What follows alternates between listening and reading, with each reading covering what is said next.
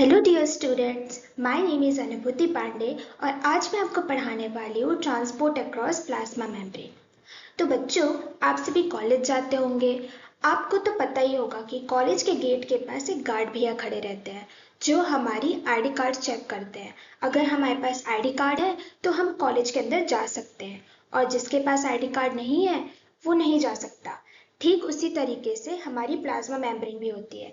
Plasma membrane selectively permeable होती है, यानी वो सिर्फ कुछ ही मॉलिक्यूल्स को सेल के अंदर जाने देती है। तो आइए समझते हैं कि किस तरीके से प्लाज्मा मेम्ब्रेन सेल के अंदर मॉलिक्यूल्स को जाने देती है।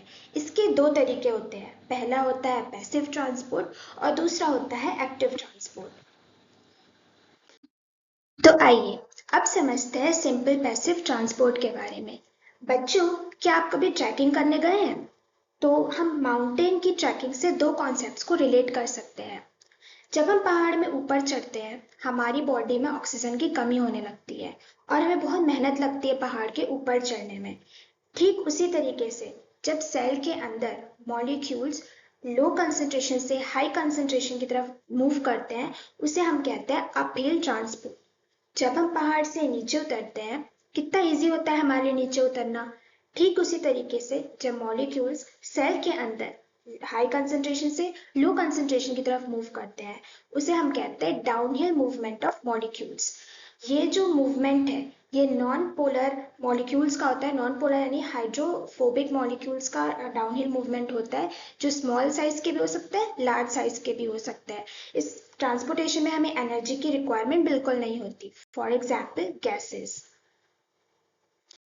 चलिए अब समझते हैं फैसिलिटेटेड डिफ्यूजन।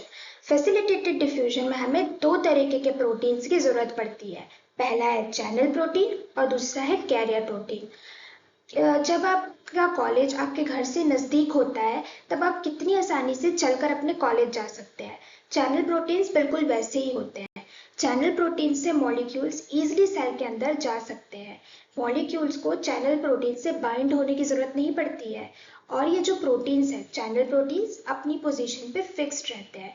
चैनल प्रोटीन्स के एग्जाम्पल है aquaporin and porin proteins.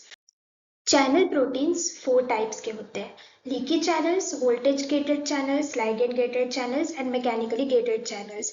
Leaky channels, leaky इस वर्ड से हम क्या समझ रहे हैं? हम यही समझ रहे हैं कि कुछ तो लीक हो रहा है। जब आप अपने घर में नल को बंद करते हैं उसके बाद भी थोड़ा थोड़ा पानी नल से निकलता रहता है। इसी तरीके से लीकी चैनल्स होते हैं जो कि हमेशा ओपन होते हैं।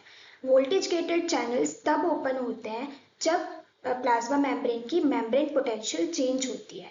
लाइगेंड गेटेड चैनल, लाइगेंड एक ऐसा मॉलिक्यूल है जो जाकर चैनल से बाइंड होता है। चैनल से बाइंड होने के बाद जब लाइगेंड जाकर अपने चैनल से बाइंड होगा तभी जाकर चैनल्स जो है वो ओपन होते हैं। मैकेनिकली गेटेड चैनल में हमें प्लाज्मा मेम्ब्रेन में प्रेशर अप्लाई करना पड़ता है, कुछ मैकेनिकल फोर्स अप्लाई करना पड़ता है जिसके कारण वो चैनल्स ओपन होते हैं। और ये चारों टाइप्स आप डायग्राम्स में देख सकते हैं। नेक्स्ट है हमारा कैरियर प्रोटीन। अब आपका कॉलेज अगर आपके घर से दूर है तब आपको ट्रांसपोर्टेशन की ज़रूरत पड़ती है। आप ऑटो से जाएंगे, बस से जाएंगे या मेट्रो लेकर जाएंगे, या फिर आप अपने किसी दोस्त को बोलेंगे कि यार तू जा रहा है तो मुझे भी पिक कर लेना। इसी तरीके से काम करते हैं हमारे कैरियर प्रोटीन्स। ये एक्टिव भी काम कर सकते हैं, पैसिवली भी काम कर सकते हैं। कैरियर प्रोटीन्स बदलता है। कैरियर प्रोटीन्स अपने कन्फर्मेशन को चेंज करता है अकॉर्डिंग टू मॉलिक्यूल्स।